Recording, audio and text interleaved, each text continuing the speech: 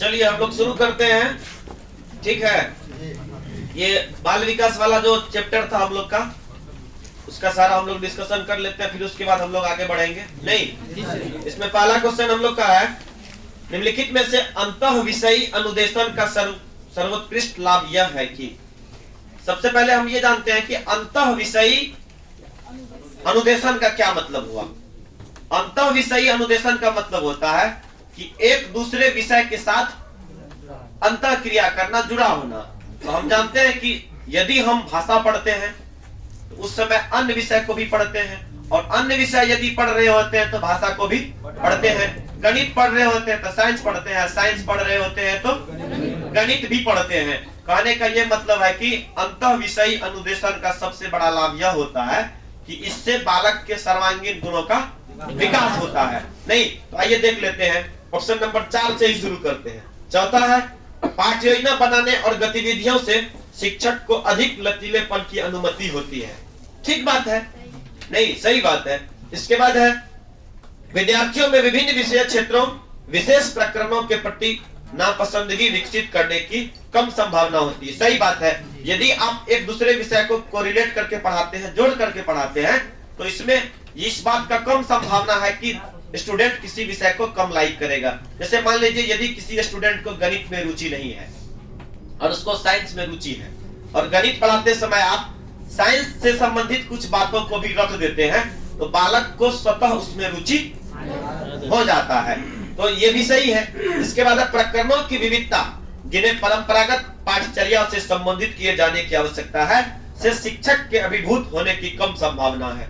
ठीक बात है ये भी, लेकिन पहला ऑप्शन पढ़िए क्या कह रहा है, विद्यार्थियों को सीखे गए ज्ञान को बहु संदर्भों में प्रयोग करने और सामान्यीकृत करने के अवसर दिए जाते हैं। इससे पहले जो हमारा 3 ऑप्शन था, उस तीनों ऑप्शन के केंद्र बिंदु में शिक्षक है या तो पाठ्यक्रम है, लेकिन ये पहला ऑप्शन जो है, इसके केंद्र बिंदु में क्या आ रहा है, विद्यार्थी को सीखे गए ज्ञान को बहुत संदर्भ में लागू करने का अवसर। तो कहने का ये मतलब है, हमारा शिक्षा व्यवस्था किस पर आधारित है, बाल केंद्रित है। तो जब हमारा शिक्षा व्यवस्था ही बाल केंद्रित है, तो कंप्लीट ऑप्शन किस पर आधारित हो जाएगा, बाल केंद्रित पर हो जाएगा। तो आंसर क्या हो जाएगा हमारा, ए हो जाएगा। लॉक कर दें, ठीक है आगे बढ़िए। आगे है, निचली कक्षाओं में शिक्षण की खेल पद्धति मूल रूप से आधारित है। तो हम लोग जानते हैं कि निचली कक्षा मतलब क्या, primary level, pre primary level, nursery level. तो इस लेवल में खेल जो है वह कार्य किस पर आधारित होता है, खेल का उद्देश्य क्या होता है। हम आपको बताए हैं, जब हम एमसीएफ 2005 पढ़ा रहे थे, हम लोग थ्योरी में पढ़े हैं, खेल प्रतिस्पर्धा के लिए नहीं होता है। तो खेल किसके लिए होता है, आनंद एवं सहभागिता के लिए। नहीं, सहभागिता का क्या मतलब है, हाँ, खेल के माध्यम से सभी के अंदर नैतिक गुणों का विकास होता है, सामाजिक गुणों का विकास होता है, बालक एक दूसरे से जुड़ते हैं तो भेदभाव दूर होता है। और इसके बाद और खेल से क्या लाभ है, शारीरिक लाभ भी है और मानसिक लाभ भी है।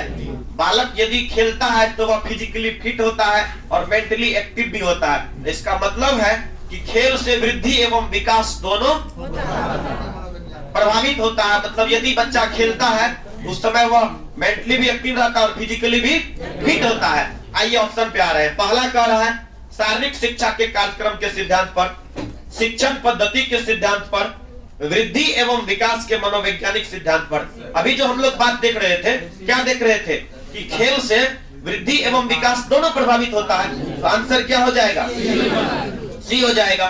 नहीं, चलिए आगे बढ़ते हैं। आगे क्वेश्चन नंबर 3 है हमारा, एक शिक्षिका पाठ्य वस्तु और फल सब्जी आदि के कुछ चित्रों का प्रयोग करती है और अपने विद्यालय में चर्चा करती है। विद्यार्थी इस जानकारी को अपने पूर्व ज्ञान से जोड़ते हैं और पोषण की संकल्पना सीखते हैं। यह उपागम है।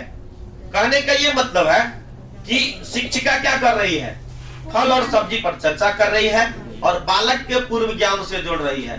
तो क्या बच्चा जब प्राथमिक लेवल पर स्कूल आता है तो क्या उसको फल और सब्जी का ज्ञान होता है, नहीं होता है। आप लोग गए थे प्राथमिक स्कूल से पहले फल सब्जी नहीं खाए थे, हैं? खाली बने मीठा पी के चल गए थे? फल और सब्जी खाए होंगे। तो फल और सब्जी का जब ज्ञान है तो इसका मतलब है वह उसके पूर्व ज्ञान से क्या कर रही है? जोड़ रही है। जब पूर्व ज्ञान से जोड़ रहे हैं हम, किसी भी तथ्य को जब पूर्व ज्ञान से जोड़ा जाता है तो विषय वस्तु रोचक हो जाता है, मनोरंजक हो जाता है। और जब विषय वस्तु रोचक और मनोरंजक हो जाता है तो क्या वहां पर ज्ञान का निर्माण होता है कि नहीं होता है? स्वतः होता है ज्ञान का निर्माण। क्यों ज्ञान का निर्माण होता है? जब विषय वस्तु रोचक और मनोरंजक होता है तो उस समय बालक स्वतः ही उसमें रुचि लेने लगते हैं, अभिप्रेरणा का विकास हो जाता है और ज्ञान अस्थायी होने लगता है। तो स्पष्ट बात है, उससे क्या हो रहा है? ज्ञान का निर्माण हो रहा है। आगे बढ़िए। बुद्धि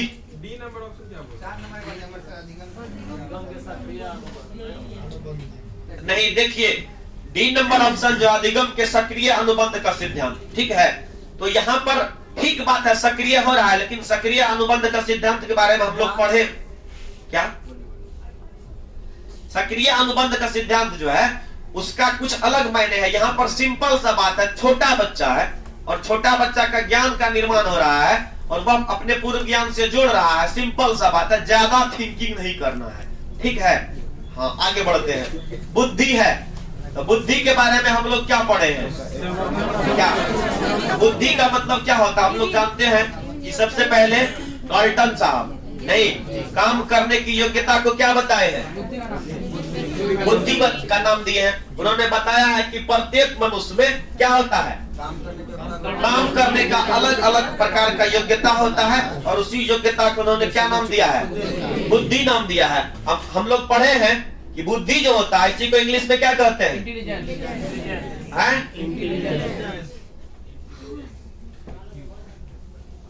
इंटेलिजेंस। हम लोग पढ़े हैं बुद्धि जो है यह क्या होता है? यह विभिन्न योग्यताओं का समुच्चय होता है। विभिन्न योग्यताओं का समुच्चय कैसे होता है?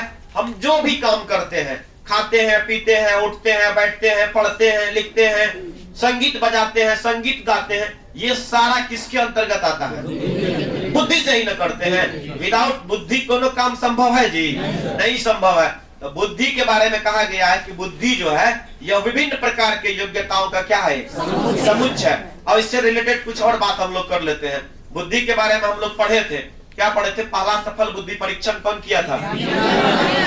बिने और सैमन ने किया था 1905 ईस्वी में। और उसी समय उन्होंने मानसिक आयु का कंसेप्ट भी दिया था। नहीं, फिर उसके बाद और सारा ढेर सारा शोध हुआ बुद्धि में। तो बिने ही बुद्धि का एक कारकीय बुद्धि का सिद्धांत बिने और सैमन ने ही दिया था। फिर इसके बाद दो कारकीय बुद्धि का सिद्धांत स्पीयरमैन नहीं, स्पीयरमैन जो दो कारक बुद्धि का सिद्धांत दिया है उसी को हम लोग जीएस फैक्टर भी कहते हैं। जीएस फैक्टर में दो फैक्टर है। क्या सब दो फैक्टर है? एक जी फैक्टर और एक एस फैक्टर। नहीं, अब देखिए जी फैक्टर और एस फैक्टर। जी फैक्टर के बारे में हम लोग जानते हैं कि इसको कहते हैं सामान्य बुद्धि। क्या कहते हैं? सामान्य बुद्धि। ये जी फैक्टर जो होता है ये प्रत्येक मनुष्य में विद्यमान होता है, सभी मनुष्य में पाया जाता है। जी फैक्टर का मतलब होता है जनरल फैक्टर। और जनरल फैक्टर जो होता है, जो आपका सामान्य बुद्धि है, उस पर शिक्षण एवं प्रशिक्षण का कोई प्रभाव नहीं पड़ता है। कहने का मतलब आपका नेचर बदलता है जी। जी फैक्टर क्या है? वही नेचर है। हम लोग कहते हैं ना नेचर और सिग्नेचर नहीं बदलता, तो वही जी फैक्टर हमारा नेचुरल बुद्धि है जो हमारा कभी बदलता नहीं है। शिक्षण प्रशिक्षण का उस पर कोई प्रभाव नहीं पड़ता है। लेकिन एस फैक्टर पर क्या होता है? शिक्षण एवं प्रशिक्षण का प्रभाव पड़ता है। अब देखिए एस फैक्टर के बारे में और एक क्या बात है कि प्रत्येक मनुष्य में एस फैक्टर अलग अलग प्रकार का हो सकता है, ठीक है। जरूरी नहीं है कि एस फैक्टर सभी मनुष्य में होगा। जैसे मान लीजिए संगीतज्ञ बुद्धि, गाने का कला क्या सब में होता है? ढोलक बजाने का कला सब में होता है? नहीं होता है। लेकिन उचित शिक्षण एवं प्रशिक्षण के माध्यम से एस फैक्टर का विकास किया जा सकता है। दुइये को बात है इसमें। एक बात यह है कि जनरल फैक्टर जो होता है वह सभी लोगों में पाया जाता है, लेकिन स्पेशल फैक्टर कुछ ही लोगों में पाया जाता है। अब यहाँ एक और बात है, जिस मनुष्य का जनरल फैक्टर जितना ज्यादा होगा एस फैक्टर उतना अधिक तेजी से विकसित हो सकता है, ठीक है। इसी के बाद बुद्धि का एक तीसरा कारक सिद्धांत दिया त्रिकारक बुद्धि का सिद्धांत, या 3 कारक बुद्धि का सिद्धांत कौन दिया है? स्पीयरमैन ही दिया है। स्पीयरमैन ही द्विकारक बुद्धि के सिद्धांत में एक और फैक्टर को जोड़ दिया। क्या फैक्टर को जोड़ दिया? अनुवांशिकता को जोड़ दिया। बाद में उसको महसूस हुआ कि नहीं, सिर्फ जनरल फैक्टर और स्पेशल फैक्टर ही नहीं, एक और फैक्टर काम करता है और वो फैक्टर है अनुवांशिकता। इसीलिए वह अनुवांशिकता को बाद में जोड़ दिया, तो वही हो गया 3 कारक बुद्धि का सिद्धांत। नहीं, चलिए उससे आगे फिर एक है समूह कारक बुद्धि का सिद्धांत। कौन सिद्धांत? समूह कारक। कौन दिया है? हर्स्टन ने समूह कारक सिद्धांत को कितने भाग में बांटा है? 6 भाग में बांटा है। कितने भाग में? 6 भाग में। पहला क्या है? शब्द का अर्थ समझने की क्षमता, शब्द की परवाह की क्षमता,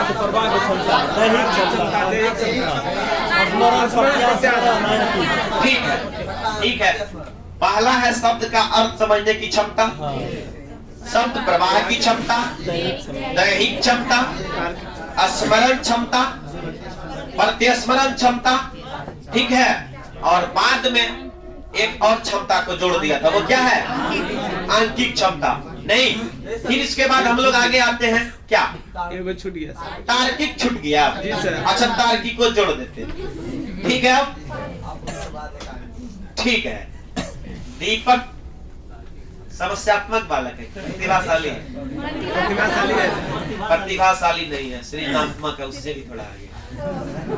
ठीक है, चलिए अब हम लोग बात करते हैं मल्टी फैक्टर और मल्टीपुल थ्योरी। देखिए यहाँ पर कंफ्यूजन होता है। कंफ्यूजन क्यों होता है? क्योंकि यहाँ पर मल्टी फैक्टर को क्या कहते हैं हिंदी में? बहुबुद्धि। मल्टी फैक्टर को बहुबुद्धि कहते हैं, बहुकारक कहते हैं। देखिए, बहुकारक बुद्धि का सिद्धांत और बहुबुद्धि का सिद्धांत, इस दोनों में हम लोग को कंफ्यूजन होता है, क्योंकि नाम हिंदी में मिलता जुलता है, बहुकारक बहुबुद्धि। इसको इंग्लिश में ज्यादा याद रखिएगा तो अच्छा रहेगा। बहुकारक को मल्टी फैक्टर, मल्टी फैक्टर कौन दिया है? थॉर्नडाइक। थॉर्नडाइक मल्टी फैक्टर में बताया है कि बुद्धि पर एक ही फैक्टर नहीं काम करता है, ढेर सारा फैक्टर काम करता है। अर्थात थॉर्नडाइक जो है बुद्धि को विभिन्न योग्यताओं का समुच्चय बोला है। क्या बोला है? विभिन्न योग्यताओं का समुच्चय। ऑप्शन आपका क्या है? बुद्धि क्या है? क्या बोला है थॉर्नडाइक? विभिन्न योग्यताओं का एक समुच्चय है। क्लियर है? विभिन्न योग्यताओं का एक समुच्चय है। 2 नंबर ऑप्शन कर रहा है एक अकेला और जातीय विचार। क्या है? बुद्धि एगो सिंगल फैक्टर है जी। दूसरों के अनुकरण करने की योग्यता, क्या किसी दूसरे का नकल कर लिया तो बुद्धि हो गया? हुआ थोड़ा हुआ। अच्छा ठीक है। एक विशिष्ट योग्यता, यहाँ 4 नंबर में कह रहा है एक विशिष्ट योग्यता, और 1 नंबर ऑप्शन कह रहा है सामर्थ्यों का एक समुच्चय, मतलब विभिन्न प्रकार की योग्यताओं का एक समुच्चय। थॉर्नडाइक क्या बोला है? बुद्धि क्या है? विभिन्न प्रकार की योग्यताओं का एक समुच्चय है। तो क्या हो जाएगा बुद्धि? आंसर क्या हो जाएगा? ए नंबर लॉक कीजिए। आगे थोड़ा सा देख लेते हैं बहुबुद्धि का सिद्धांत। कौन दिया बहुबुद्धि का सिद्धांत? गार्डनर साहब। क्या बताए हैं गार्डनर साहब बहुबुद्धि के सिद्धांत में? गार्डनर साहब बहुबुद्धि के सिद्धांत में प्रारंभ में 7 प्रकार के बुद्धि दिए और बाद में 2 प्रकार का बुद्धि को जोड़ दिए। कुल मिला के 9 प्रकार का बुद्धि दिए हैं। नहीं, गार्डनर साहब का देखिए यहाँ से क्वेश्चन रहता है, इसको ध्यान से देख लीजिए कि गार्डनर साहब के बहुबुद्धि सिद्धांत कहता है कि सभी मनुष्य में अलग अलग प्रकार का एक स्पेशल बुद्धि होता है। नहीं, क्या होता है? अलग अलग प्रकार का एक स्पेशल बुद्धि होता है, जैसे संगीतक बुद्धि, शारीरिक गतिक बुद्धि, इसके बाद शाब्दिक बुद्धि, स्थानिक बुद्धि, अंतरा व्यक्ति, अंतर व्यक्ति, और इसके बाद प्रकृतिवादी और अस्तित्ववादी बुद्धि। ये सभी अलग अलग प्रकार का बुद्धि एक ही व्यक्ति में नहीं, अलग अलग प्रकार के व्यक्ति में होता है। यहाँ से एक निहितार्थ निकलता है। निहितार्थ मतलब छिपा हुआ में छिपा हुआ अर्थ, इसी को कहते हैं निहितार्थ। शब्द पर ज्यादा ध्यान देना है। नहीं, यहाँ से एक निहितार्थ क्या निकलता है? निहितार्थ यह निकलता है कि सभी मनुष्य में विलक्षण योग्यता होती है। क्या नहीं होता है? यदि किसी में संगीतक बुद्धि है, उसका विलक्षण योग्यता क्या होगा? संगीत गाना। नहीं, यदि किसी में स्थानिक बुद्धि है, उसका विलक्षण योग्यता क्या है? ठीक। यदि किसी में शारीरिक गतिक बुद्धि है, तो उसका विलक्षण योग्यता क्या है? शारीरिक गतिक बुद्धि। अब देखिए, शारीरिक गतिक बुद्धि वाला जो व्यक्ति होता है ना, वो यदि थोड़ा सा मिस्टेक कर देगा ना, अर्थ का अनर्थ हो जाएगा। क्या अनर्थ हो जाएगा? जैसे पायलट, शारीरिक गतिक बुद्धि होता है, अब थोड़ा सा इधर उधर हुआ ना, गए काम से, क्या हो जाएगा? क्रैश। क्या crash? Plane crash, life system crash, एकदम दोनों क्रैश। इसीलिए शारीरिक गतिक बुद्धि वाला जो व्यक्ति होता है, उसको बहुत ज्यादा संवेदनशील होता है वो, और मेंटली बहुत एक्टिव होता है, और शरीर और मस्तिष्क के साथ उसका जो सामंजस्य होता है वो अद्वितीय होता है, बहुत अच्छा होता है। उसका कोऑर्डिनेशन जो होता है वो बहुत अच्छा होता है। नहीं रहेगा, देखो शल्य चिकित्सक ऑपरेशन कर रहा है पेट का, अब थोड़ा सा उसका शारीरिक गतिक बुद्धि जो है ना, थोड़ा सा गड़बड़ा गया, क्या होगा? 2-4 सेकंड बाद पता चलेगा वहां पर ऊपर में जो है वो चित्रकूट हिसाब ले रहा है सब कुछ का, नहीं पता चलेगा जी। कहने का ये मतलब है कि शारीरिक गतिक बुद्धि जिस लोगों में होता है उसको मतलब वो बहुत ज्यादा एक्टिव होता है। फिर इसके बाद अंतर व्यक्तिक और अंतरा व्यक्तिक। यहाँ देखिए 2 बात ध्यान देने वाला है। अंतर व्यक्तिक बुद्धि उन लोगों में होता है जो लोग दूसरे के भावनाओं को जान लेते हैं, दूसरे के विचारों को जान लेते हैं, उसमें अंतर व्यक्तिक बुद्धि होता है। लेकिन जो अपने बारे में पता लगाता है कि मेरे मन में क्या चल रहा है, मेरे दिमाग में क्या चल रहा है, क्या करना चाहिए क्या नहीं करना चाहिए, जिसको अपने बारे में समझ होता है, उसको अंतर व्यक्तिक बुद्धि कहते हैं। आप लोग ध्यान दीजिए, अंतर व्यक्तिक बुद्धि पर ढेर ध्यान नहीं दीजिए, अंतरा पर दीजिए। अभी क्या हो रहा है, टेस्ट ले रहे हैं, किसी को आ रहा है 126, 135 और किसी को 95। तो हो क्या रहा है, अपने पर नहीं फोकस कर रहा है कि हमको 95, चलो ठीक है, फिर भी तो पास है। वो बगल वाला पड़ोसी का उसको इतना नंबर आ गया, और उसमें एकदम निगेटिव हो रहा है कि नहीं हम तो इतने आ रहे हैं। इस सब चीज पर ध्यान नहीं देना है। किस पर ध्यान देना है? क्या राहुल, किस पर ध्यान देना है? हाँ, अपने पर फोकस रहना है, अपने आप से संतुष्ट होना सीखिए। देख लीजिए, परीक्षा निकालना जो है ना, वो कोई बड़ी बात नहीं है। आप में एक शिक्षक का जो क्वालिटी होता है, जो गुण होना चाहिए, वो आप अपने अंदर डेवलप किए कि नहीं किए? कर लिए हैं। जब एक अच्छे शिक्षक का गुण आपके अंदर डेवलप हो गया है, तो फिर आप निश्चिंत रहिए कि आपसे एग्जाम एकदम बेहिचक निकल रहा है। लेकिन ध्यान देने वाला एक बात है, तनाव से क्या होता है? विलोपन होता है। उस बात का एकदम पूरा ध्यान रखना है, उस थीम को पकड़े रहना है कि तनाव को हावी होता है तो क्या कहेंगे? बाहर में इंतजार करो। हाँ, परीक्षा भर उसको कर देंगे, बाहर में इंतजार करो नहीं। फिर उसके बाद हम लोग थोड़ा सा आगे बढ़ते हैं बुद्धि के बारे में। त्रितंत्र का सिद्धांत कौन दिया है? स्टेनबर्ग। नहीं, स्टेनबर्ग त्रितंत्र के सिद्धांत में जो है कुछ बातों को रखा है। जैसे एक बालक समस्या का जब समाधान करता है, समाधान करते समय वह किन किन चरणों से गुजरता है? कूट, संकेत, अनुमान, व्यवस्था, प्रयोग और निष्कर्ष।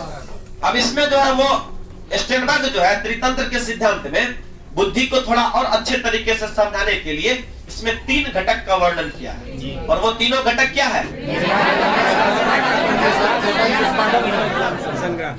मेधा घटक, निष्पादन घटक और ज्ञान संग्रह। इसमें मेधा घटक का क्या कार्य होता है? मेधा घटक बताता है कि किस तरह से हम किसी कार्य को प्रारंभ करते हैं। और निष्पादन मतलब क्या होता है? समस्या का समाधान, समाधान के लिए प्रेरित होना। तो निष्पादन घटक का मतलब होता है समस्या का समाधान। और इसके बाद ज्ञान संग्रह। ज्ञान संग्रह से स्पष्ट है ज्ञान का संग्रह करना। और संग्रह करना मतलब क्या होता है? अपने पास जमा करना। तो मतलब होता है कि हम जो कार्य किए उस कार्य से क्या सीखे। ये किसके अंतर्गत आता है? ज्ञान संग्रह के अंतर्गत। चलिए फिर हम लोग देखेंगे बुद्धि के बारे में और आगे जो कुछ भी है। फिलहाल उससे आगे वाला क्वेश्चन पे बढ़ते हैं। क्वेश्चन नंबर 5 है, प्रसिद्ध मनोवैज्ञानिक थॉर्नडाइक ने अपने प्रयास एवं त्रुटि सिद्धांत का किस जानवर पर परीक्षण किया था? किस पर किया था? बिल्ली पर। कुत्ता पर कौन किया था जी? चलिए आगे बढ़ते हैं। अध्यापक को विद्यालय को अधिक सृजनशील बनाने के लिए क्या करना चाहिए? देखिए, सृजनशील बनाने से तात्पर्य है कि विद्यालय में ऐसे अधिगम परिवेश उपलब्ध कराना, ऐसा माहौल उत्पन्न कराना जिस माहौल में बालक स्वयं को सरल एवं सहज महसूस करे, भय मुक्त वातावरण हो, तनाव मुक्त वातावरण हो और विद्यालय का परिवेश ऐसा हो जहां पर बालक को आनंद की अनुभूति हो। जब इतना कुछ हम करा देंगे तो सिंपल सा बात है कि बालक क्या करेगा, ऑटोमेटिक रूप से सीखना प्रारंभ कर देगा। शिक्षण अधिगम प्रक्रिया में उसका रुचि क्या हो जाएगा, स्वतः विकसित हो जाएगा। इसमें देखिए क्या कह रहा है, अध्यापक को विद्यालय को अधिक सृजनशील बनाने के लिए क्या करना चाहिए। 1 नंबर में कह रहा निबंध प्रतियोगिता का आयोजन करना चाहिए। 2 नंबर में कह रहा नाटक प्रतियोगिता का आयोजन करना चाहिए, चित्रकला प्रतियोगिता का आयोजन करना चाहिए। निबंध प्रतियोगिता का भी आयोजन करेंगे तो बच्चा एक्टिव होगा, नहीं होगा। निबंध प्रतियोगिता में निबंध कौन लिखेगा जी, बच्चा लिखेगा। तो अपना विचार लिखेगा कि नहीं, रटी रटाई बात, आत्म अभिव्यक्ति लिखेगा, स्वयं का विचार लिखेगा, तो ये भी सही है। इसके बाद है नाटक प्रतियोगिता। देख लीजिए, नाटक प्रतियोगिता के माध्यम से कई काम संपादित होते हैं। क्या सब संपादित होता है देख लीजिए। नाटक प्रतियोगिता के माध्यम से बालक को अपना विचार रखने का अवसर मिलता है, संवेद प्रदर्शन का अवसर मिलता है। क्या होता है, संवेद प्रदर्शन का अवसर मिलता है। सबसे बड़ी बात यह है कि जब वंचित वर्ग के बालक विद्यालय में प्रवेश करते हैं तो प्रवेश करने के बाद उसके अंदर आत्मविश्वास का क्या होता है, कमी होता है। और जब तक बालक आत्मविश्वास से लवरेज नहीं होता है तब तक अधिगम परिणाम ठीक से सुव्यवस्थित नहीं होता है। स्पष्ट बात है कि अधिगम परिणाम को सुधार करने के लिए, उसको आगे बढ़ाने के लिए क्या करना पड़ेगा, सबसे पहले बालक में आत्मविश्वास का विकास करना होगा। और आत्मविश्वास का विकास तभी होगा, कब होगा, जब एक बालक आत्म अभिव्यक्ति करेगा। क्या करेगा, आत्म अभिव्यक्ति मतलब स्वयं का विचार दूसरों के सामने प्रकट करेगा। नहीं तो नाटक के माध्यम से क्या करता है बच्चा, हाँ, उसमें भूमिका निर्वहन में कौन होता है, रोल प्ले में। तो क्या नाटक का आयोजन करना चाहिए, करना चाहिए ना, ठीक है, आप लोग से भी करवाएंगे। इसके बाद चित्रकला प्रतियोगिता का आयोजन करना, ये भी करना चाहिए। नहीं, चित्र के माध्यम से अपने भाव एवं अभिव्यक्ति को व्यक्त करने का एकदम एक अच्छा माध्यम है चित्र, नहीं है जी। यदि किसी बच्चा को चित्रांकन में दिक्कत है तो क्या कहेंगे उसको, डिस्लेक्सिया। क्या कहेंगे, लेखन एवं चित्रांकन दोष डिस्लेक्सिया, लेखन दोष डिस्ग्राफिया, पठन दोष डिस्लेक्सिया, ठीक है। अब यदि किसी बालक को वो मानसिक रूप से गंभीर तनाव में रहता है तो डिस्थीनिया, यदि किसी को वर्तनी दोष है तो, अच्छा, यदि कोई अपने अंक का तुलना दूसरे के अंक से करता है तो किसका लक्षण है सर, महिलाओं का, ठीक है। चलिए, इसके बाद है अपंग बालक की शिक्षा के संदर्भ में कौन सा कथन सही है, नहीं, असत्य है। अच्छा, अपंग बालक की शिक्षा के संदर्भ में कौन सा कथन असत्य है। देखिए, अपंग बालक मतलब ऐसा बालक जो दिव्यांग है। क्या है, दिव्यांग है। दिव्यांग है, उसको हम अधिगम निर्योग्य बालक की श्रेणी में भी रख सकते हैं, या अधिगम निःशक्त बालक। नहीं, अधिगम निर्योग्य मतलब क्या, ऐसा बालक जो सीखने के कुछ पक्षों से संघर्ष कर रहा है, या ऐसा बालक जिसको सीखने में कठिनाई है, वो कौन बालक है, अधिगम निर्योग्य बालक। नहीं, कौन है, उसके बारे में कौन सा कथन असत्य है। नहीं, इन्हें समान बालकों के साथ पढ़ने का अवसर मिलना चाहिए, सही है। इनके शारीरिक दोष के अनुरूप विद्यालय में बैठने की सुविधा होनी चाहिए, सही है। अब देखिए, यहाँ पर आप कहिएगा कि सर बैठने का स्थान कहाँ है, निर्धारित करेंगे। यहाँ दो बात है, यदि कोई बच्चा उसको देखने में परेशानी है, कम दिखाई पड़ता है, तो क्या करेंगे, उसको बैठने का उचित स्थान निर्धारित करेंगे। यदि कोई बालक श्रवण बाधित है, सुन नहीं सकता, उनको ऐसे जगह बैठाएंगे जहां से हमारा फेस कांटेक्ट उससे बने, तो बैठने का सही स्थान निर्धारित होना चाहिए या हो सकता है, ठीक है, ये भी सही है। आगे देखिए, उन्हें विशेष व्यवसाय का प्रशिक्षण नहीं देना चाहिए। क्या यहाँ भेदभाव हो रहा है, 3 नंबर ऑप्शन भेदभाव कर रहा है। उन्हें विशेष व्यवसाय का प्रशिक्षण नहीं देना चाहिए। क्या मतलब, भेदभाव किए उसके साथ।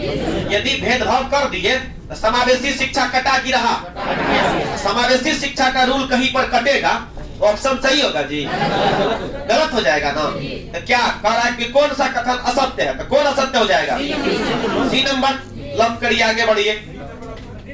डी नंबर में इसके लिए कृत्रिम अंगों की व्यवस्था होनी चाहिए। आपको करने नहीं कह रहा है, शिक्षक को ये नहीं कह रहा है कि आप उसको अगर कोई पैर से विकलांग है तो उसका पैर लगा दीजिए, ये नहीं कह रहा है। संभावना व्यक्त कर रहा है कि होनी चाहिए। तो क्यों कोई विकलांग है तो उसके लिए आप ऐसा नहीं सोच सकते कि इसको पैर लगाया जाना चाहिए? ऐसा हो सकता है, लेकिन सी नंबर ऑप्शन एकदम सीधा सीधा भेदभाव कर रहा है कि इसको व्यवसायिक प्रशिक्षण। क्या कहेंगे? लग रहा बालक तुमको व्यवसायिक प्रशिक्षण की जरूरी नहीं है। यदि ऐसा कहते हैं आप, तो आप निश्चित रूप से जान लीजिए एक शिक्षक के रूप में आप समाज पर कोढ़ है। क्या है? नहीं है जी। एक शिक्षक के रूप में यदि आप बालक के साथ, जो अधिगम निर्योग्य बालक है, जो दिव्यांग बालक है, उसके मनोबल को यदि आप तोड़ने का काम कर रहे हैं, इसका मतलब क्या कर रहे हैं? आप जघन्य अपराध कर रहे हैं कि नहीं कर रहे हैं? क्या ऐसा करना है शिक्षक को? नहीं करना है ऐसा शिक्षक को। नहीं कहने का मतलब क्या हो गया? आंसर क्या हो जाएगा? C number. लॉक कीजिए, आगे बढ़िए। निम्नलिखित में कौन सा अर्जित प्रेरक है? भूख। देखिए हम आपको बताए हैं,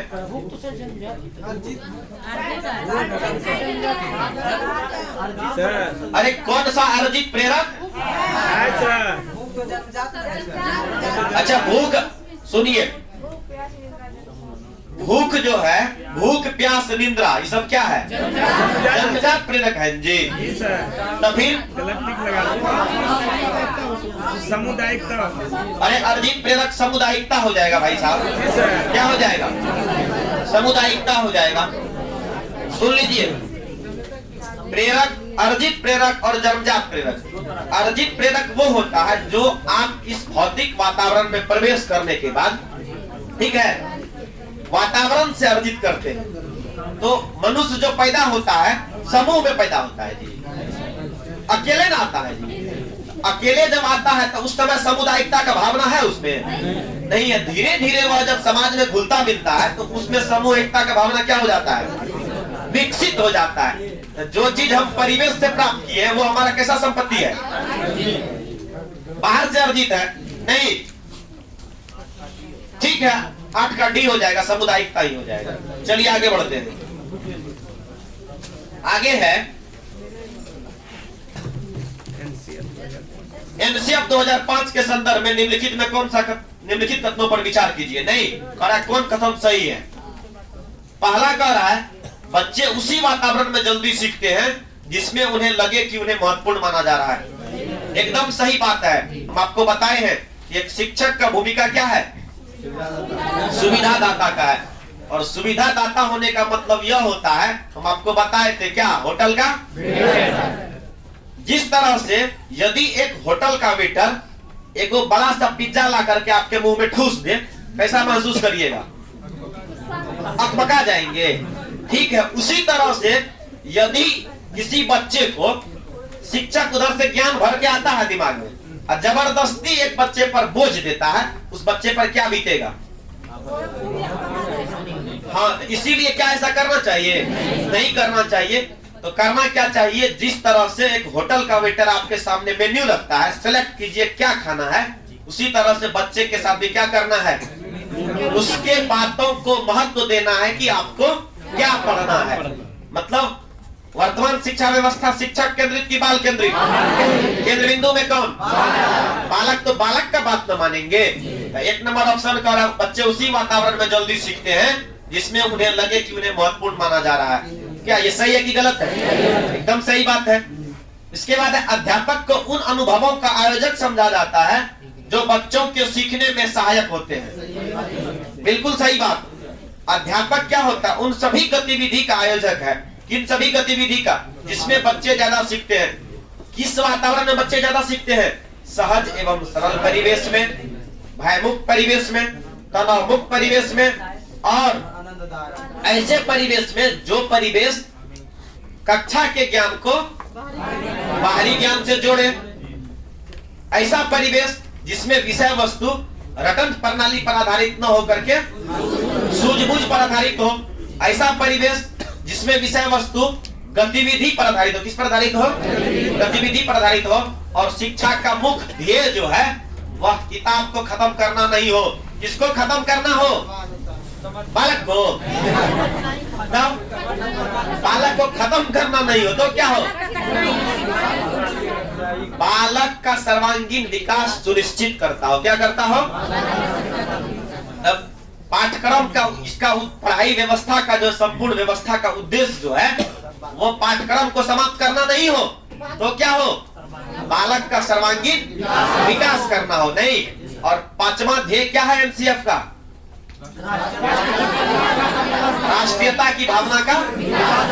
इतना कुछ कर देंगे, इतना टैलेंट भर देंगे बच्चा में, राष्ट्रीयता की भावना का विकास नहीं होगा, यदि वह असामाजिक कार्य में लिप्त हो गया तो क्या कर देगा?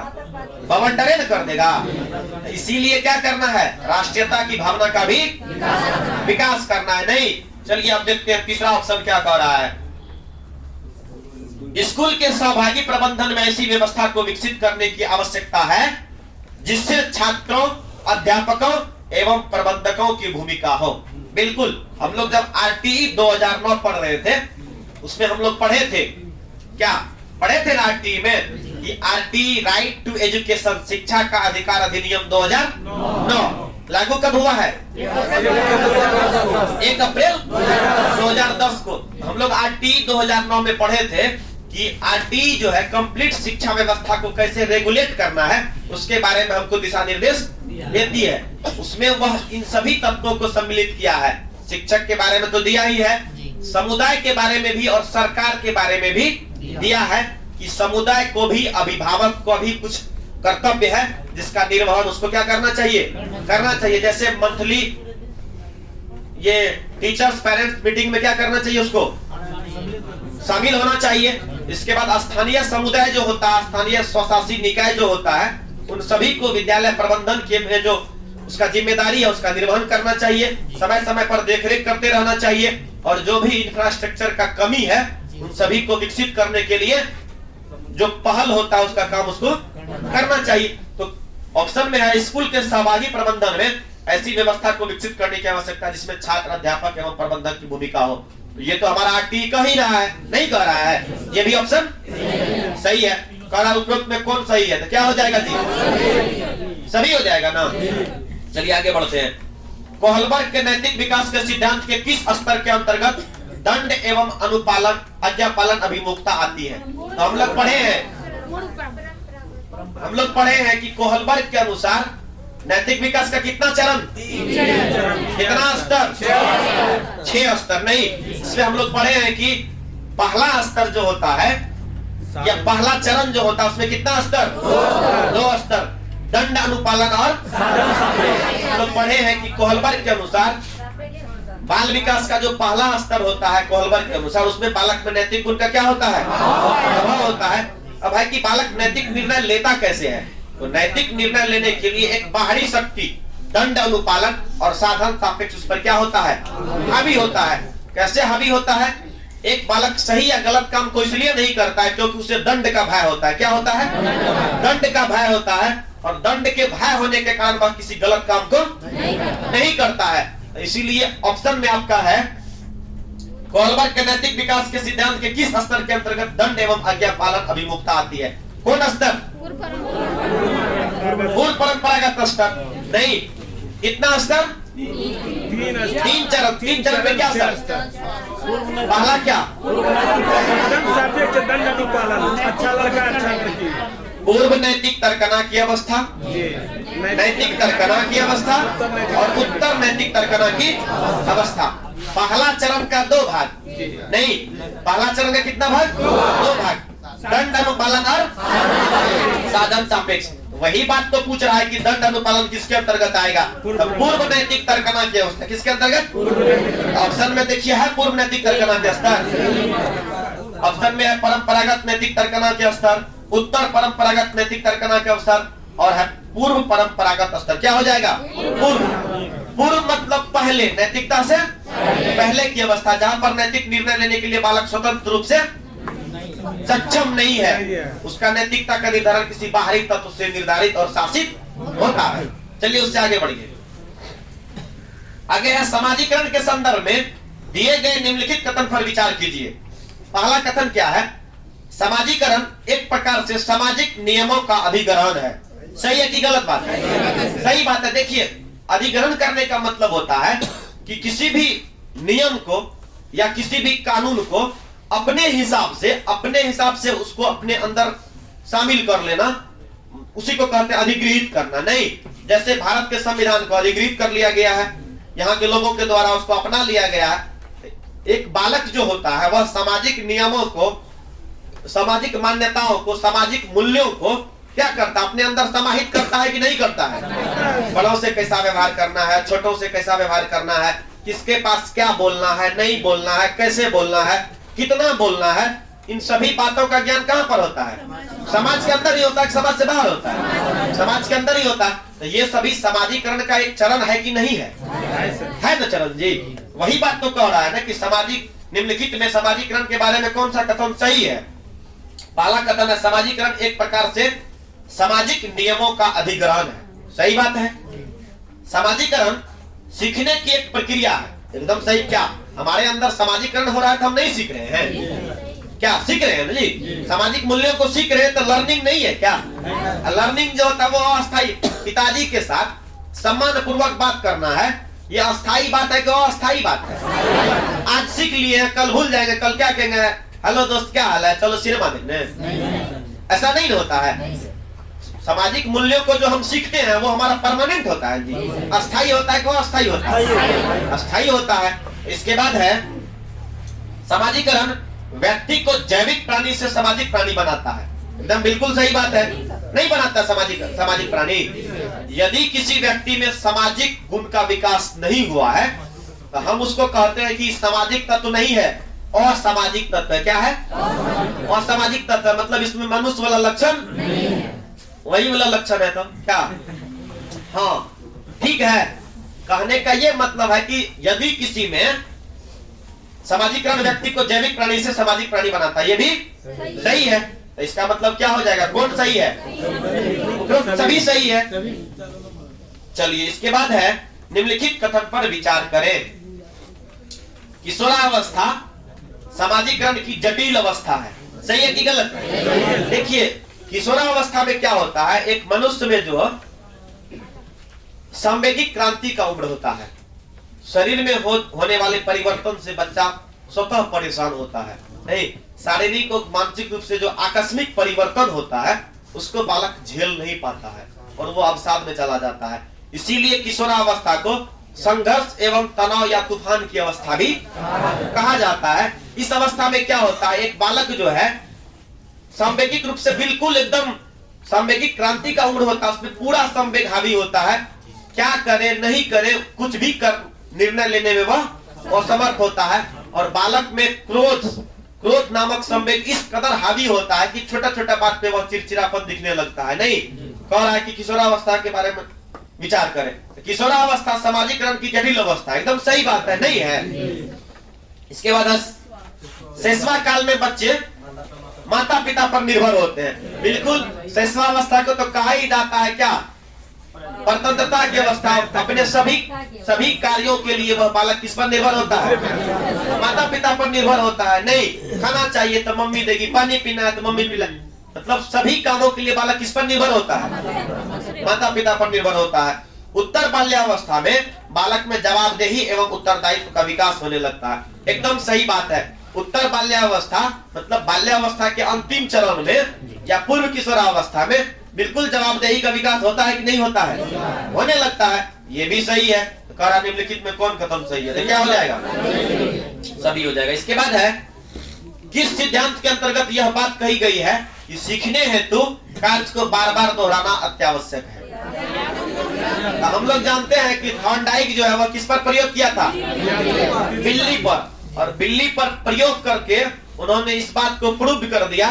क्या प्रूव कर दिया? कि बिल्ली को जो है उस बॉक्स का क्या खोलना था? उस बॉक्स को खोल करके मछली को खाना था।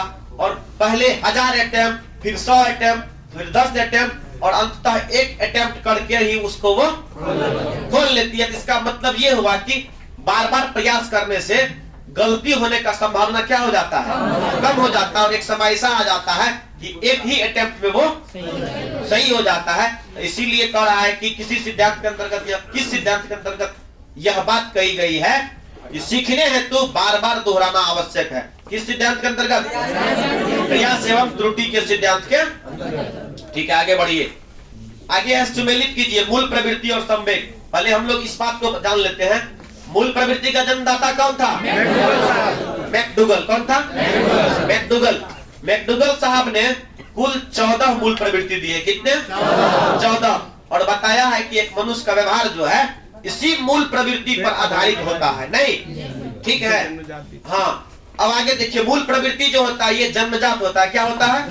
जन्मजात होता है। और संवेग इसी मूल प्रवृत्ति पर आधारित होता है और वह अर्जित होता है। क्या होता है?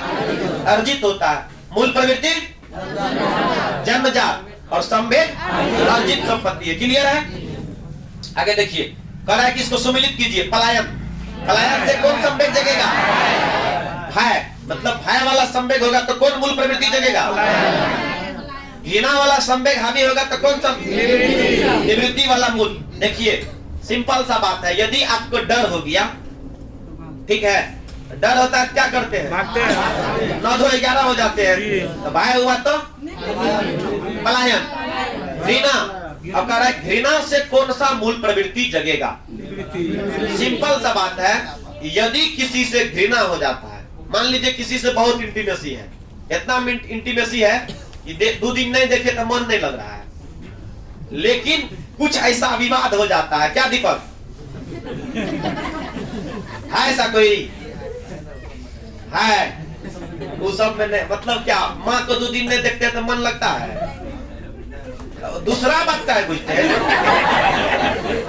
हम को दूसरा बात कर रहे हैं। अजीब लड़का है, कहता है वैसा कोई बात नहीं है सर, हमको हम ऐसा थोड़े है, मतलब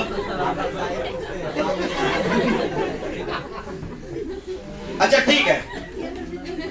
घृणा से निवृत्ति कैसे होता है इसको ऐसे समझिए। यदि आपको किसी से घृणा हो जाता है तो उस व्यक्ति को देखना भी पसंद नहीं करते हैं। यदि आप कहीं बैठे हुए हैं, बगल से गुजर रहा है, ऐसे उधर घूम जाइएगा, पास होने दो। कहने का मतलब उससे हमेशा छुटकारा पाना चाहते हैं। क्या पाना चाहते हैं? छुटकारा पाना को ही कहते हैं निवृत्ति। क्या कहते हैं?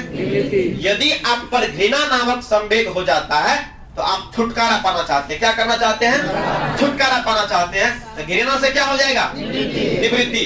इसके बाद है अधिकार। जब अधिकार वाला संवेग जगेगा तो क्या करना शुरू कर देंगे? समझो, जैसे मन में हो जाएगा करोड़पति बनना है। क्या करना है?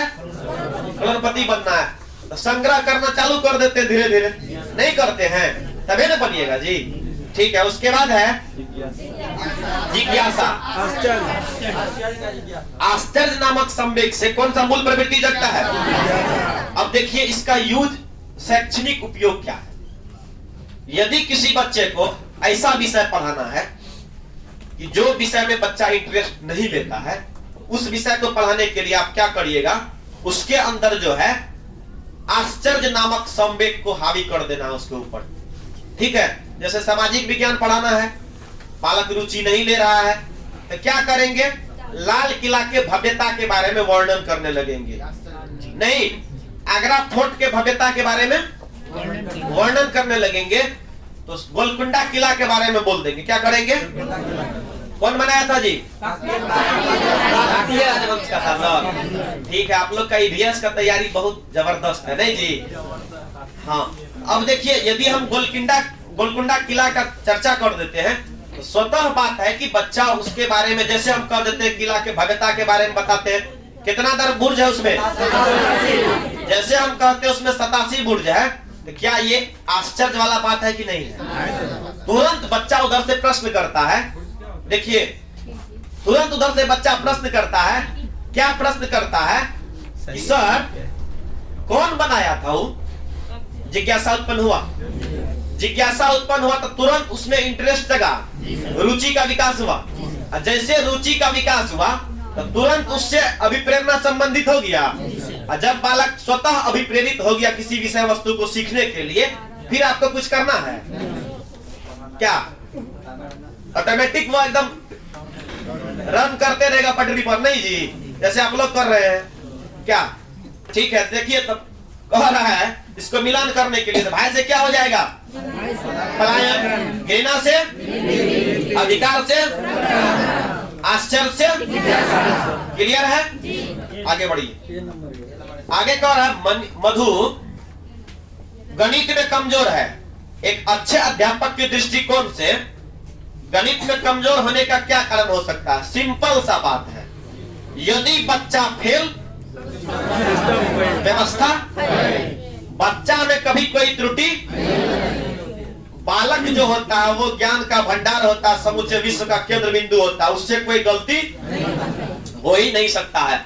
यदि बच्चा नहीं समझ पाया, गणित नहीं समझ पाया, तो सिंपल सा बात है कि गणित शिक्षण सही तरीके से, संदर्भ अनुसार गणित, समृद्ध परिवेश में गणित, यदि समृद्ध परिवेश में गणित पढ़ाया जाएगा, सरल और सहज तरीके से पढ़ाया जाएगा, प्रभावी तरीके से पढ़ाया जाएगा, तो निश्चित रूप से उसका अप्रोच सभी बच्चों तक होगा। और यदि हमारा अप्रोच सभी बच्चों तक नहीं हो पा रहा है, इसका एकदम निश्चित एक ही कारण है, और यह कारण यह है कि व्यवस्था फेल है। क्या है? व्यवस्था फेल है। नहीं, ठीक है, तो देखते हैं ऑप्शन को। कह रहा है कि मधु गणित में कमजोर है। एगो बच्चा है मधु, वह गणित में कमजोर है। एक शिक्षक के रूप में उस मधु के बारे में आपका क्या विचार है? तो पहला विचार कह रहा है कि प्रायः लड़कियां गणित में कमजोर होती है। क्या एक शिक्षक के रूप में यह यथार्थवादी दृष्टिकोण है? यह सटीक दृष्टिकोण है? यह अच्छा विचार है? लड़कियां गणित में कमजोर होती है, ये रूढ़िवाद धारणा हो गया। क्या हो गया? लैंगिक पक्षपात हो गया। क्या हो गया? क्या रूढ़िवाद धारणा पालना है? यदि आप रूढ़िवाद धारणा पाल रहे हैं, इसका मतलब है आप में अच्छे शिक्षक का गुण नहीं है, तो ऐसा नहीं करना है। इसके बाद है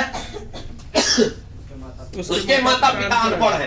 क्या यदि कोई बच्चा गणित नहीं सीख पा रहा है, तो आप क्या अनुमान लगाइएगा एक शिक्षक के रूप में कि इसका माता पिता अनपढ़ होगा, इसीलिए गणित नहीं सीख पा रहा है?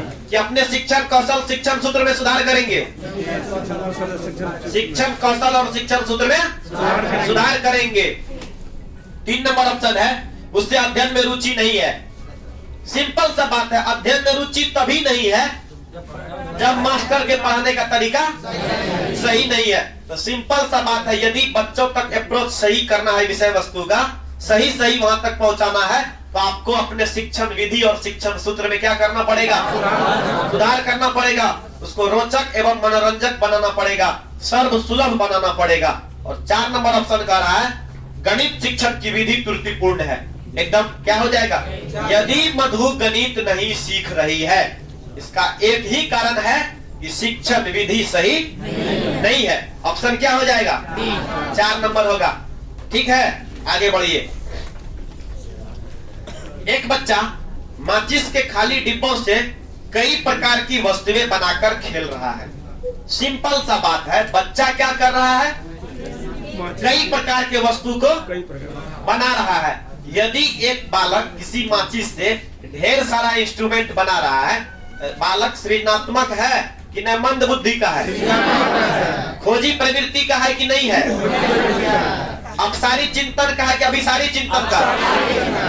खुला चिंतन वाला है कि बंद चिंतन वाला? परिमेय आचरण वाला है कि अपरिमेय आचरण वाला? अपरिमेय आचरण। यदि एक बालक एक ही वस्तु से अनेक सारे इंस्ट्रूमेंट बना रहे हैं, इसका मतलब है कि वह बालक सृजनात्मक सोच का है, वह बालक अपसारी चिंतन वाला है, वह बालक खोजी प्रवृत्ति का है, वह बालक वैज्ञानिक दृष्टिकोण वाला है। नहीं, तो अब ऑप्शन में आइए देख रहे हैं, कह रहा है कि उस बालक के बारे में आपकी क्या राय है? 4 नंबर ऑप्शन से शुरू करते हैं। चौथा ऑप्शन कह रहा है उसे खेल से दूर कर पढ़ाई में लगाने की आवश्यकता है। क्या यदि कोई बच्चा खेल खेल के माध्यम से सृजनात्मक वाला काम कर रहा है, तो क्या करेंगे? सोचेंगे चलो बंद करो, पढ़ाई करो? नहीं करना है ना ऐसा। इसके बाद उसके माता पिता उसकी पढ़ाई पर ध्यान नहीं देते हैं। यदि कोई बच्चा सृजनात्मक कार्य कर रहा है, तो क्या कहेंगे? इसके माता पिता इस पर ध्यान नहीं देते हैं। इसके बाद अब वह पढ़ने से कतराता है और खेल रहा है। क्या ऐसा भी है? और पहला ऑप्शन कह रहा है उसमें वैज्ञानिक अन्वेषण के गुणों का विकास हो रहा है। बिल्कुल, खोजी प्रवृत्ति का विकास हो रहा है कि नहीं हो रहा है? एकदम हो रहा है। क्या कोई दिक्कत? चलिए आगे। निम्नलिखित में कौन सा विकल्प जोड़ा सुमेलित नहीं है? कुछ बच्चे भाषा के साथ इस दुनिया में प्रवेश करते हैं। चौबेस्की कहा है, क्या कहा है कि एक बालक में भाषा का क्षमता जो होता है वो जन्मजात होता है, और बालक जटिल भाषिक संरचना के साथ ही पैदा होते हैं। जन्मजात ही भाषा ग्रहण करने का क्षमता उसमें होता है, और एक बालक विभिन्न प्रकार के भाषा को एक साथ ग्रहण कर सकते हैं। ठीक है। इसके बाद कह रहा है दूसरा पॉइंट, शुरू में भाषा और विचार दो भिन्न गतिविधियां होती है वाइगोत्स्की। ठीक बात है। भाषा विचार पर आधारित होता है। भाषा और समाज के बारे में पियाजे कुछ भी नहीं। पियाजे का शिक्षण थीम किस पर आधारित है? स्वयं खोज के आधार पर। किस पर? स्वयं खोज के आधार पर। एक बालक समस्या का समाधान स्वयं खोज के आधार पर करता है। एक बालक समस्या का समाधान करने के लिए स्वयं गतिविधि में शामिल होता है और समस्या से जूझकर समस्या का समाधान कर लेता है। इसके लिए ये पियाजे जो है समाज और भाषा का स्थान नहीं लिया है। तो आंसर क्या हो जाएगा? सी नंबर हो जाएगा। आगे देखते हैं। प्रतिबिंबित धारणा, प्रतीक एवं संकेत, भाषा, शारीरिक क्रिया और मानसिक क्रिया किसके अंतर्गत आते हैं? तो ये सारा किसके अंतर्गत? विचारात्मक प्रक्रिया के अंतर्गत आता है। किसके अंतर्गत? विचारात्मक प्रक्रिया के अंतर्गत आता है। आगे बढ़िए। एक अन्वेषण के रूप में बालक अपनी समस्या की खोज किस रूप में करता है? अन्वेषक का मतलब होता है खोज करता। क्या होता है? खोज करता। वैज्ञानिक दृष्टिकोण वाला बालक जो होता है वो किसी भी विषय वस्तु में अपसारी चिंतन करता है। कौन चिंतन? अपसारी चिंतन सृजनात्मक सोच को बढ़ावा देता है। कह रहा है कि किस किस के माध्यम से होता है? निरीक्षण करके। तो क्या निरीक्षण करके होता है कि नहीं होता है? सामान्यीकरण करके, उससे भी होता है। परमाणुकरण करके, उससे भी होता है। तो ऑप्शन क्या हो जाएगा? इसके बाद है बच्चों के वैज्ञानिक अन्वेषक के रूप में विकास के लिए निम्नलिखित में से किन किन तथ्यों की आवश्यकता नहीं है? किन तथ्यों की आवश्यकता नहीं है? एक नंबर में कह रहा है बच्चों के समझ छोटी छोटी समस्याएं रखकर। बच्चों के समक्ष छोटी छोटी समस्या को ही रखना चाहिए। यदि एक ही साथ विषय वस्तु को, कंप्लीट विषय वस्तु को उठा करके आप बच्चे के सामने रख दीजिएगा तो उससे बच्चा क्या हो जाएगा? बोझिल हो जाएगा। शिक्षा बिना बोझ के कि शिक्षा बोझ के साथ? तो शिक्षा बिना बोझ के फॉलो हो रहा है जब हम छोटा छोटा टुकड़ा में किसी विषय वस्तु को रख रहे हैं। ऐसा करना है कि नहीं करना है? करना है। दूसरा ऑप्शन कर रहा है बच्चे को संभावित समाधान के निर्माण हेतु प्रेरित करके। क्या ऐसा करना है कि नहीं करना है? किसी समस्या का समाधान किस प्रकार से हो सकता है इस बात को प्रेरित करके कि हाँ तुम करो और सीख जाओगे। तो क्या ऐसा करना है कि नहीं करना है? करना है। इसके बाद है बच्चे के द्वारा बताए गए संभावित समाधान का परीक्षण करके। ठीक है, बच्चा जो समाधान बताया है उसके बारे में भी क्या करेंगे? एनालिसिस करना है कि नहीं करना है? इसके बाद है उसे खेल कूद में अनिवार्य रूप से सम्मिलित किया जाए जिससे वह विशिष्टता हासिल करे। सुन लीजिए, खेल कूद में बच्चा को शामिल तो करना है, लेकिन एक शिक्षक के रूप में कभी भी ये अपेक्षा हमको नहीं रखना है कि बालक इसमें विशिष्टता हासिल करे। छोटा बच्चा है भाई, वो गलती करेगा ही, और विशिष्टता हासिल करने का मतलब है गलती नहीं करना। तो क्या एक बच्चा से ये अपेक्षा रखेंगे गलती नहीं करे? गलती तो करेगा ही, क्योंकि गलती क्या उपलब्ध कराता है? बच्चे कैसे सीखते हैं इस बात की जानकारी एक शिक्षक को क्या देता है?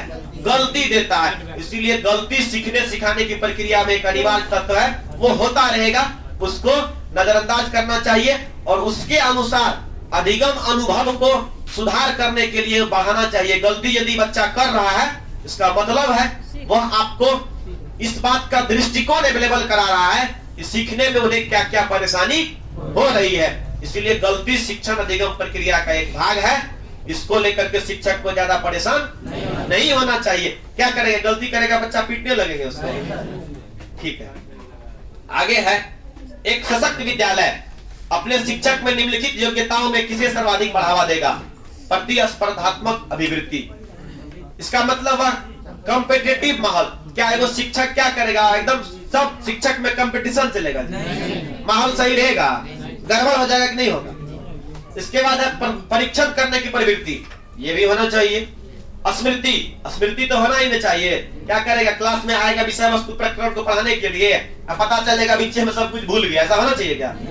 और 4 नंबर में अनुशासित स्वभाव। यहाँ अनुशासित स्वभाव का मीनिंग ये नहीं है एकदम fully discipline yes sir no sir वाला बात। अनुशासित स्वभाव का मतलब यहाँ पर है उसमें सारे गुण अवेलेबल होना चाहिए, स्मृति भी होना चाहिए, छात्र को पढ़ाने के लिए सजग भी होना चाहिए, सिखाने के लिए तत्पर भी होना चाहिए, अपने शिक्षण कौशल और शिक्षण सूत्र में समय समय पर जरूरी परिवर्तन भी करने उसको आना चाहिए। आंसर लॉक कीजिए क्या? ठीक है, आगे है एक अध्यापक उस बच्चे के साथ परामर्श करते हैं जिसका निष्पत्त्यात्मक प्रगति एक दुर्घटना के पश्चात अनुकूल नहीं है। निम्नलिखित में से कौन सी प्रक्रिया विद्यालय में परामर्श के लिए सबसे बेहतर हो सकती है? पहला कह रहा है एक उपशासक उपाय ताकि लोग अपने को आरामदायक महसूस करें। क्या विद्यालय में कोई कार्यशाला का आयोजन इसलिए किया जाता है कि आराम करे? इसके बाद है वह अपने विचार द्वारा खोज करने हेतु लोगों में आत्मविश्वास का निर्माण करता है। यदि बच्चा से हम कुछ पूछ रहे हैं और अपना विचार दे करके वह लोगों को सीखने का अवसर दे रहा है तो उससे बेहतर क्या होगा? आगे देख लेते हैं। विद्यार्थी को भविष्य के विकल्पों को चुनने हेतु एक अच्छा संभावित परामर्श है। इस कार्य को केवल अनुभवी कुशल व्यवसायिक द्वारा ही कराया जाए। केवल लग गया और आंसर पॉजिटिव है तो क्या तो सीधे निगेटिव हो गया। एक ही पॉजिटिव बात है अपने विचार द्वारा खोज करने हेतु लोगों में आत्मविश्वास का क्या करे? निर्माण करे।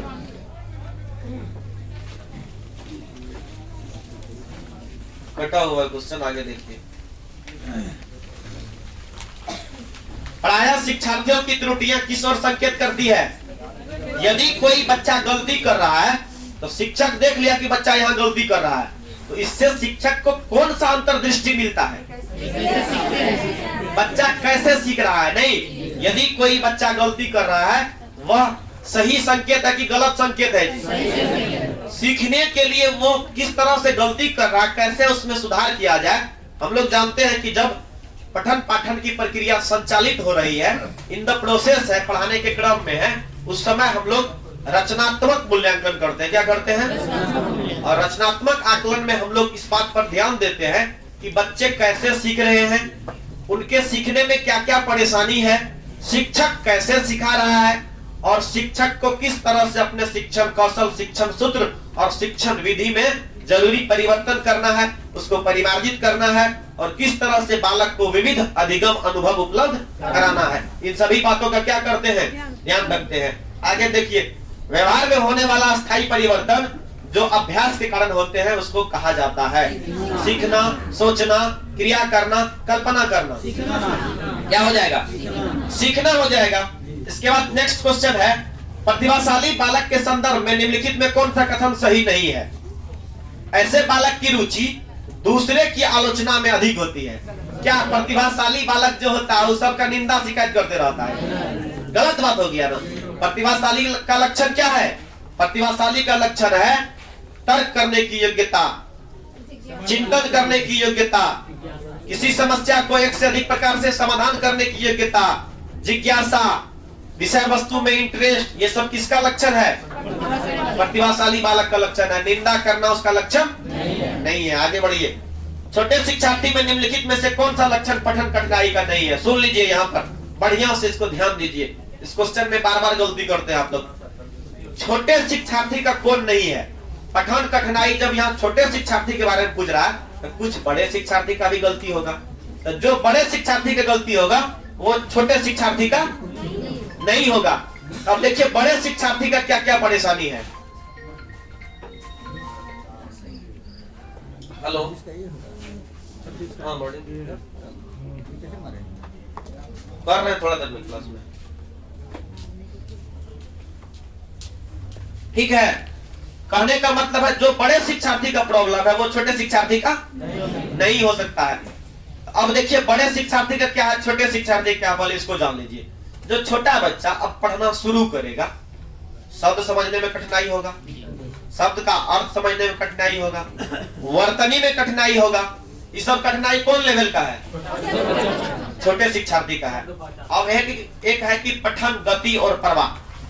पठन गति प्रवाह, हम लोग जब पठन कौशल पढ़े थे, भाषा के 4 कौशल पढ़े थे, उसमें से जब हम लोग चौथा कौशल पठन कौशल पढ़े थे, वहां पर हम लोग पढ़े थे कि पठन गति और प्रवाह क्या होना चाहिए, उस पर भी ध्यान दिया जाता है। नहीं, ध्यान नहीं दिया जाता है। लेकिन पठन गति सिंपल सा बात है कि बच्चा किस गति में पढ़ रहा है, उसका फ्लुएंसी क्या है, इस बात पर ध्यान जब वह शुरू करता पढ़ना तब ये से देते हैं कि नहीं पढ़ना सीख लेता है, तब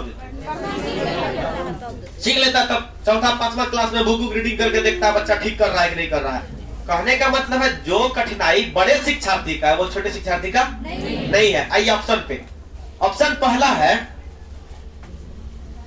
वर्ण एवं शब्द पहचानने में कठिनाई, ये छोटे का है कि नहीं है? छोटे शिक्षार्थी का।